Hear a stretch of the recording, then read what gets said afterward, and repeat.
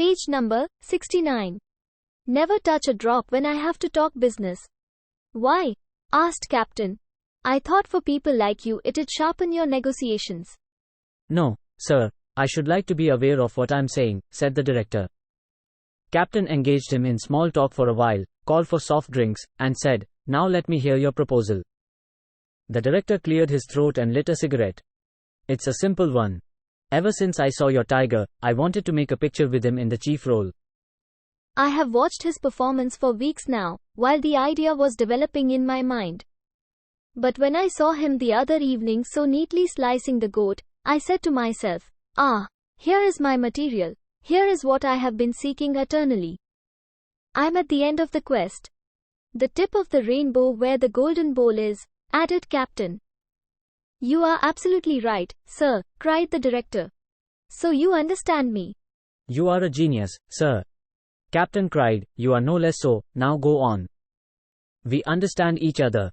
The director said, ever since I saw that act of your tiger in relation to the goat, I felt inspired, particularly after I saw the shot in 16mm, which of course is going to be blown up to 35 and integrated in the feature, and, oh, boy. It's going to be a sensation. Captain, being used to the company of monologists, sat patiently without fidgeting or interrupting the other's flow of talk as he went on dilating on his aesthetic and commercial outlook without coming near any actual offer. When he had gone on for 15 minutes, Captain felt he should put in a sentence of his own lest the other take him to be asleep, and said, you found the goat scene inspiring, but my wife Rita, although accustomed to circus life, felt sickened by the spectacle and retired. Even now when she recollects the scene, she is in tears. Page number 70. The other said, of course, women are likely to be squeamish, and we have to make allowances for that, but we can't allow our plans to be guided by them. I always take care to see that when my picture goes up for the censor certificate it is seen only by the male members on the panel.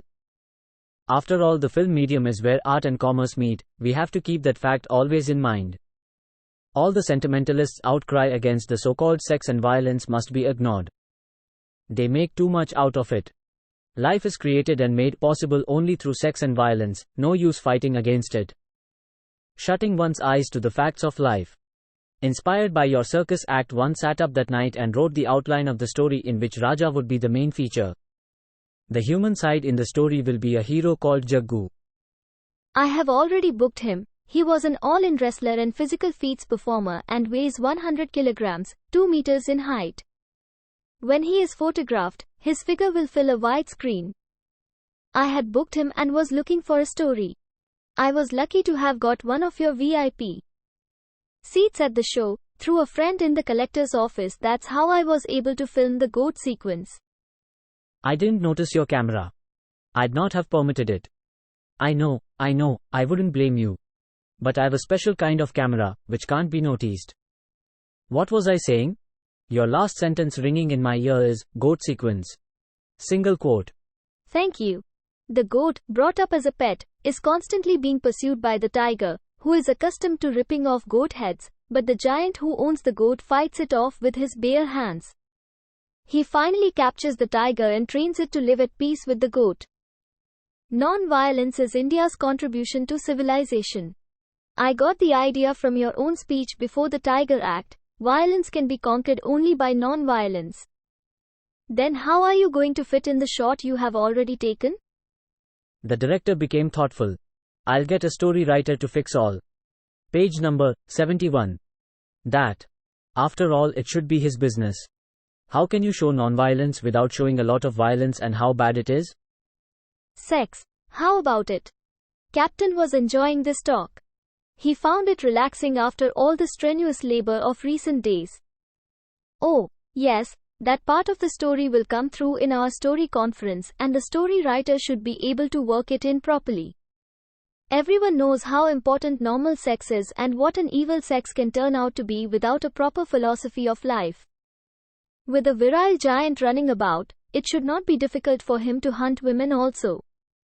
Well, that part of it cannot concern me, only the tiger. If we agree on terms and if you would complete Raja's part of the work within the time I specify, it'll suit me. I don't know. If there should be any retakes, we'll think of it. But let us discuss terms, if we may. I hope you will not demand too much. I want your cooperation and encouragement. We are planning on a moderate budget, getting the technicians and crew from Madras, shooting mostly outdoors. I can spare Raja for 2 weeks at the start, and for retake extensions, we'll see. We may have to think of special terms. What are your terms? You are mentioning only special terms. Meet me again 3 days from now. I'll have to talk to my lawyer. There should be no delay. We must shoot in the bright season. I am anxious to start the production without delay. I have come to you because you are an animal lover like me. With your cooperation, I want to make an international picture. I'm not having a dialogue writer yet. I want to try how far we can go with a minimum of speech, which should make the picture appreciable anywhere in the world.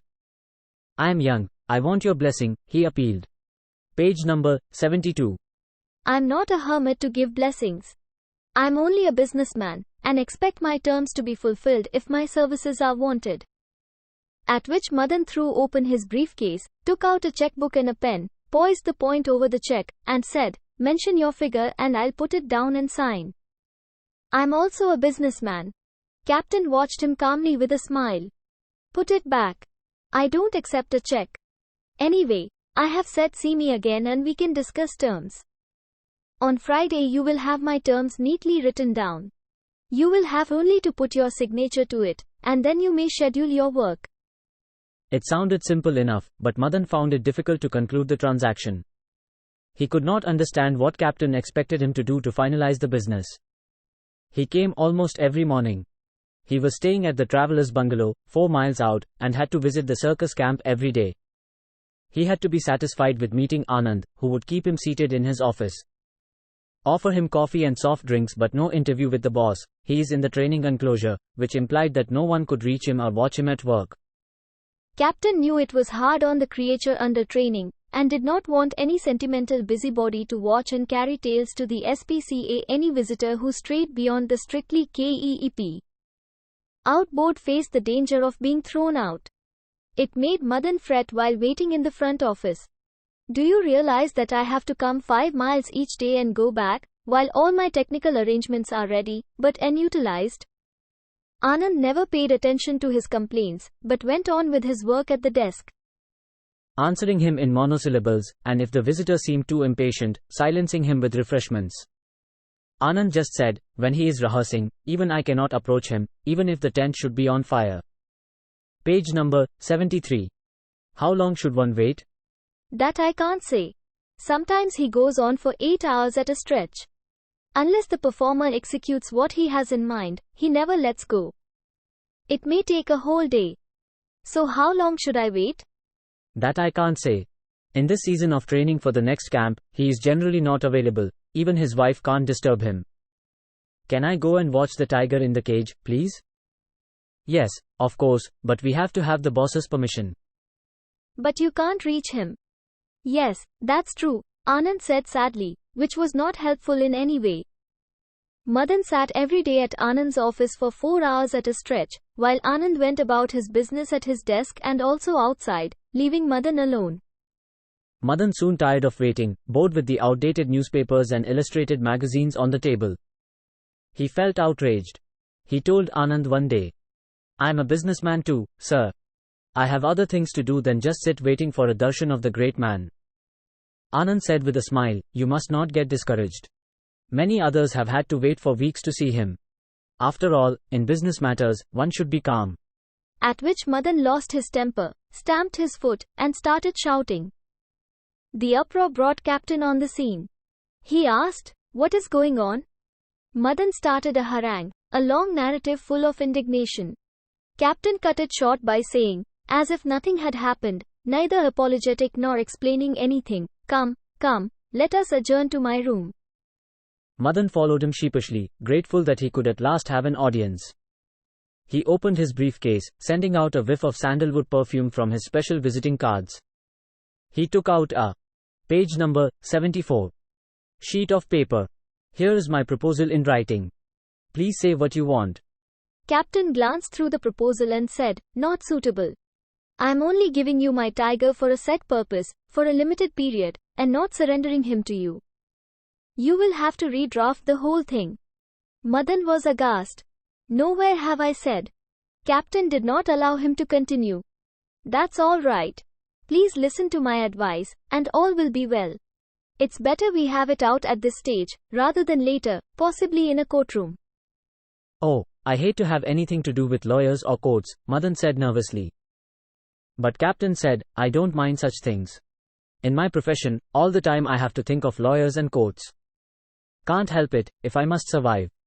Madan was slightly frightened and completely softened by this time. He took back his document and said, Captain say, give me a draft and I'll sign it blindfold. Only tell me when to come, so that you don't waste your time? Mr. Madan, my time is not my own. My work lies in getting things done with the cooperation of all sorts of animals, and I have to depend upon their time. Anyway, let us say next Friday, at 10 o'clock. I'll try to keep myself free, and keep away from the animals. And he laughed as if it were a joke. Before leaving, Madan pleaded, the technical unit are waiting for a word from us. I can't hold them off indefinitely. Next Friday at 10 o'clock, said Captain repeatedly, and showed him the door. Several days had to pass before Madan could finalize the agreement. Captain would not be available, or if available would disagree with some clause and send the document back for redrafting. Page number 75. You see, the artist, they were referring to Raja, should be present at the location when called. No, sir, you have to be specific about time and place. Suppose you have a location in Timbuktu. Madan looked desperate. If it was to be at Timbuktu, why would I be here, sir? I don't know, I want you to be specific. I don't mean Timbuktu literally, of course. I have not yet fixed the location. Why don't you do that first? From what I see, you are ready only with the tiger. Not adequate for the starting. I've Jaggu, the hero of the story. I've booked him and he is staying with me. Won't let him out of sight till the picture is completed. I'll keep him for possible retakes too. Excellent, your actors are ready, but not your stage. Each day's delay is costing. Don't bother to tell me the figures or your calculations. I've enough calculations of my own, God knows. He glanced at his watch. Now I have to be off, my friend. Come again with practical ideas. Single quote. When? Madan asked anxiously. There could be no specific answer to it. He was not even sure these days about the tiger, a fundamental doubt. Every time he suggested that he should be allowed to watch the tiger, he was put off with some objection or other, until Madan began to wonder if he was to get the real tiger or a stuffed one. In his feverish thinking, anything seemed possible. But it was too late to back out of the project. He had taken custody of the strong man Jaggu, who sat placidly in the front veranda of the traveller's bungalow, swatting flies, which somehow were attracted to him in swarms. The technical crew awaiting his orders at Madras kept demanding action. He flourished letters and telegrams from them in the hope of impressing Captain. But Captain viewed them indifferently, only. Page number 76. Remarking, after all, technicians are there for our use, not the other way round. Don't let the tail wag the dog. Be firm. They must realize who is the boss, they must not try to rule us. You are a good fellow, full of enterprise. Don't be weak in management. You must work on bases which are firm. You know, Dadaji used to say. He would quote some significant aphorism concerning business management. Madan felt desperate. When he succeeded in securing an audience with the great man, it was difficult to keep him to the point. He could not make out what Captain was to gain by delaying like this. When he tried to be strict, Captain would just say, Madan, my friend, know this, I won't be coerced whatever may happen. You bring the answers to my queries, and then you'll have my green signal. It must go on at its own pace. Why should we hurry? I won't be coerced or hustled, and I am quite prepared to drop the whole proposal, if you cannot satisfy my conditions. First fix your location, and then come to me. Can't you help me? No, said Captain with an air of finality. It should be your business and your technicians, not mine. This placed a big strain on the film producer. The greater the urgency he showed, the more Captain delayed, until he felt challenged and got into a fever of activity which did not cease night or day. When he reappeared before Captain a few days later, he was able to be specific about 3 locations. The first one was rejected because it was close to the jungle, and Captain explained, psychologically unsound, as the tiger may become homesick and behave queerly, if not desert us. He rejected the second location, an open ground across River Sarayu, beyond Nalapa Grove, for the reason that it was too close to the town and might attract crowds. The third location, in the southern direction, a wooded area, where the highway passed within a couple of furlongs, was finally approved, and the contract was. Page number 77. Signed. Madan felt as triumphant as if he had produced a picture and received the Oscar. Madan worked night and day to transform the land he had taken on lease. A place which had somehow come to be known as the ginger field, possibly because at some remote period someone had cultivated ginger and sent up the crop in wagon loads for extraction to a factory in Madras, and later sold the land to a pawnbroker at the market gate. Madan lost no time in preparing the location for shooting. He engaged men and women from a nearby village to remove stones and bumps, and sweep and smooth out the ground. He pressed Jaggu into service, a welcome diversion for him from swatting flies at the traveller's bungalow. He uprooted boulders and tossed them off with ease. He lifted heavy articles in the construction of sets, a village street with a row of two-dimensional homes, stockades, and platforms for mounting lights, reflectors, cameras. When all was ready, Madan could persuade Captain to come up and see it, and felt happy when Captain remarked after his inspection, "You are truly great to be able to transform Ginger Field into a film studio." "All your blessing and cooperation," Madan replied. "More than mine, seems to be that giant's cooperation," said Captain. "He is, I suppose, a substitute for power lifts, steam hammers, cranes, and other stuff of that kind. He could carry down that generator as if it were a box of matches. Hauls up stacks of bamboos for the fencing, probably a ton at a time, he just picked them up and set them in place. For all his appearance, he is mild and gentle." Captain cast a special eye on the spot chosen for the tiger, and suggested a few changes. Get the enclosure close upon this spot, so that the cage is not hit by the evening sun, which is not good for the tiger. Give me 24 hours notice, and I'll have him ready for your call. Your Jaggu is really a find, he said, looking at page number 78. Him while he was unloading a truckload of property and enjoying the task. What a mountain of a man. You are lucky. I could have used him in my circus too, for lifting and moving, which goes on all the time with 20 hands at the job. After you have done with him, will you please let me try him? Of course, if you like. After all the possible retakes, when the negatives are cut, I'll set him free and you may have him. Perhaps if you include an all-in wrestling show, he'll excel in that. Oh, that may not fit into my general programming, but I'll take him on and see what I can do. Madan explained, I first saw him at a village market fair. I was traveling from Trichy to Madras, and owing to a tire burst and a radiator leak, the car stalled at an awkward place, and had to be taken to a wayside mechanic. The nearest village smithy was over a mile away, but everyone was at the weekly market fair when I went along to seek help. At the fair, I noticed this fellow standing on a little platform and challenging the people around to come up and wrestle, even 4 at a time, if they chose. When his challenge was accepted, and a batch of 4 fell on him, he just brushed them off with the back of his hand. His admirers applauded and cheered, while his challengers picked themselves up from the dust and paid down the wager. That seemed to be his main source of income. The money was collected by a woman. I learned from the crowd that she was his wife. Bouts of wrestling were followed by feats of strength. He snapped chains, bent and twisted iron rods, split a slab of granite with the edge of his palm, and even offered to run a road engine over his chest if someone could arrange it. The puny wife went round collecting money. Now, after his performance, I took him along to the spot where my car had stopped, and he just pushed it down the road like a perambulator. I paid 10 rupees to his wife and they were overwhelmed. Before he returned to his place at the fair, I noted down his address. He lived in a hut and made money at the market fairs in the countryside.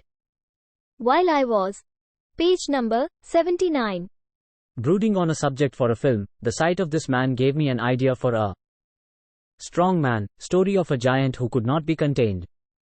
When I went back that way again, I visited his hut and offered him 500 rupees a month for 1 year with food, that was most important, to join me and do whatever role I gave him. His puny wife was delighted to let him go, having never seen so much money in her life. Her condition was that he'd send her money every month and get back to her at the end of it all.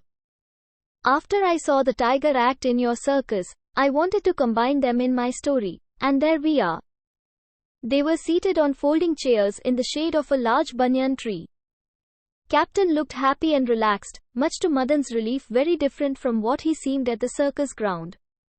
Madan asked, "Would you like a cup of coffee, tea, or fruit juice?" You have all that here too? Captain exclaimed patronizingly. First thing I arranged to have was the canteen over there, where you see the smoke, otherwise no work would go on here. They'll be going out all the time for a refreshing drink. For stronger refreshments too, they have a tavern, fortunately for us a mile out of here, where I believe they gather at the end of the day. I don't let them leave this spot during their working hours, though sometimes I notice some transaction going on across the barrier at the back of the lot. Don't notice too much. You must know when not to be too observant. I have a team of about 300 at work. I find all sorts of problems. I can't be too strict or rigid as long as they do their work. I try not to look too closely.